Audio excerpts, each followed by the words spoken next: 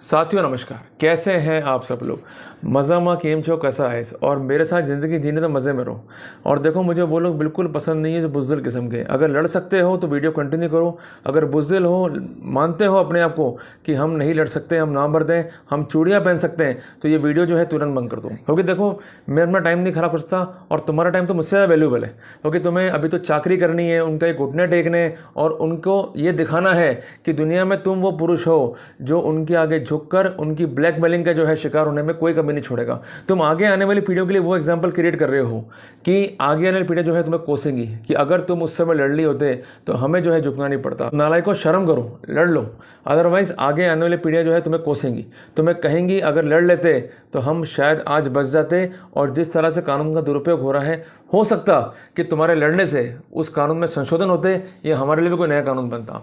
साथियों, आप किसी भी तरीके से पीड़ित हो सकते हैं, चाहे कोई महिला आप पर रेप का आरोप लगा दे या थाने जाके वो ये कह दे कि इसने मुझे जो है छेड़खानी करी है, या वो विवाहित है तो वो ये भी कह सकती है कि इन्होंने मेरे दहेज का जो है सामान को हड़प लिया, ये लोग दहेज के लोभी हैं और दहेज की जो है प्रताड़ना करते हैं।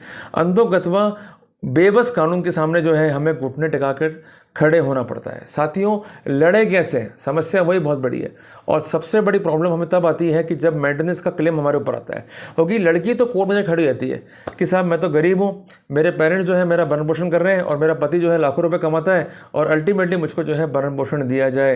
ये कितनी बड़ी विडम्बना इस देश की है कि जहाँ एक और संविधान कहता है कि चाहे पुरुष हो चाहे महिला हो, इक्वल बिफोर लॉ है, पर वहीं दूसरी ओर कुछ निकम्मे किस्म के लोग महिलाओं की ऐसी छवि कोर्ट में पेश करते हैं कि ये किसी काम कर्म की नहीं है, ये कुछ भी नहीं कर सकती है, ये सिर्फ उसके पति पर डिपेंड है।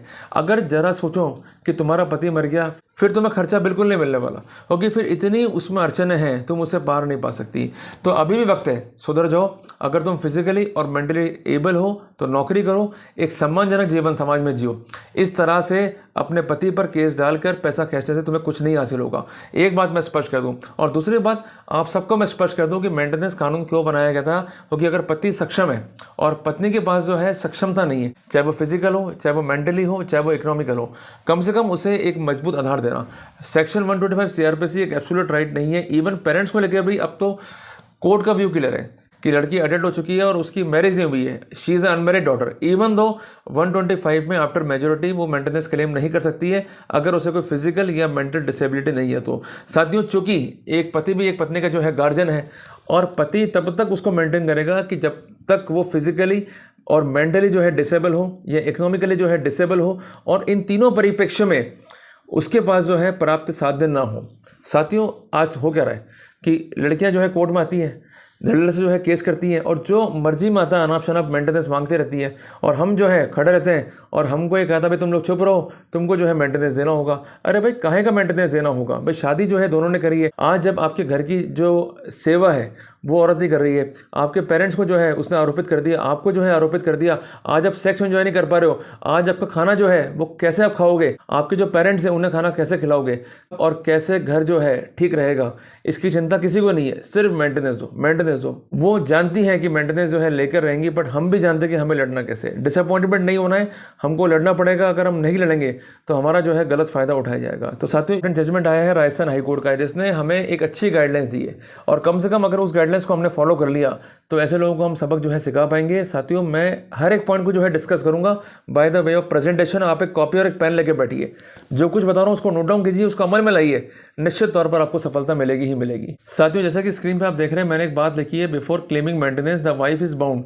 To disclose her assets and liabilities. ये जरूरी इसलिए भी है कि बेसिक जजमेंट जो ऑनरेबल सुप्रीम कोर्ट का है वो है 4/11/2020 का, रजनीश वर्सेस नेहा का जजमेंट, इसमें स्पेसिफिक किया गया है कि चाहे हस्बैंड हो चाहे वाइफ हो, दोनों को ही डिस्क्लोजर कोर्ट में देना है इन अ पर्टिकुलर फॉर्मेट, जिसमें उन्हें अपने असेस्ड वर्तमान इनकम और वर्तमान लाइबिलिटीज़ क्या क्या है उसका पूर्ण ब्यौरा देना होगा।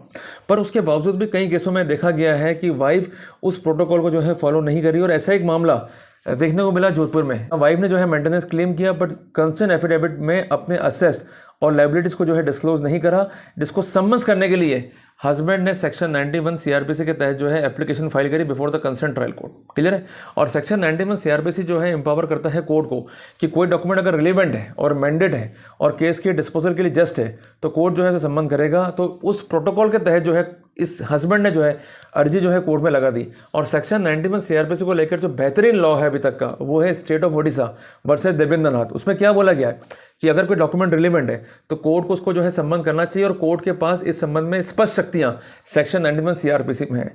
ये तो रही बात 91 सीआरपीसी के तहत। अब यहाँ पर हस्बैंड का कहना यह था कि डॉक्यूमेंट जो है मंगवाने हैं वो मैंडेटरी है। वो डॉक्यूमेंट क्या थे कि वाइफ के असेस्ट और लाइबिलिटी से संबंधित दस्तावेज और इसके अलावा रजनेश वर्सेस नेहा से संबंधित एफिडेविट, पर कंसर्न कोर्ट के द्वारा उस एप्लीकेशन को रिजेक्ट कर दिया गया कि इसकी अभी जो है अनिवार्यता नहीं है। हस्बैंड जो है अल्टीमेटली सेक्शन 482 सीआरपीसी के तहत हाईकोर्ट गया और उसने रिलाइड किया on judgement of Rajnesh versus Neha. अब सबसे इंपॉर्टेंट बात आप सबके माइंड में आ रही होगी कि ऑर्डर जो है मजिस्ट्रेट ने पास किया है तो ये बंदा सेशंस कोर्ट में क्यों नहीं गया, ये बंदा हाई कोर्ट क्यों गया।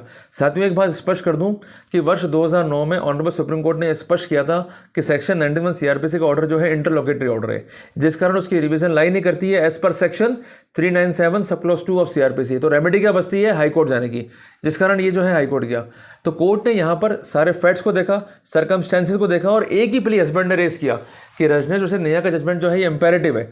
वाइफ को अपना एफिडेविट देना होगा, सर्टेन डॉक्यूमेंट जो उसकी असेस्ट और लाइबिलिटी को इंडिकेट करते हैं वो भी देने होंगे। अगर वो नहीं देती है तो इस सिनेरियो में वाइफ हस्बैंड्स के राइट को अफेक्ट कर रही है and she is trying to mislead the honourable court and the concern court. तो यहाँ पर कोर्ट ने ये देखा कि हस्बैंड का प्ली जो है वो लिमिटेड है। हस्बैंड केवल स्पेसिफिक पैराग्राफ जो कि रजनेश वर्सेस नेहा में लेट डाउन किए गए हैं उन पर रिलाई करते हुए कोर्ट से आग्रह कर रहा है उन डॉक्यूमेंट को जो है सम्मन किया जाए जो इस केस के डिस्पोजल के लिए जो है रिक्वायर्ड है।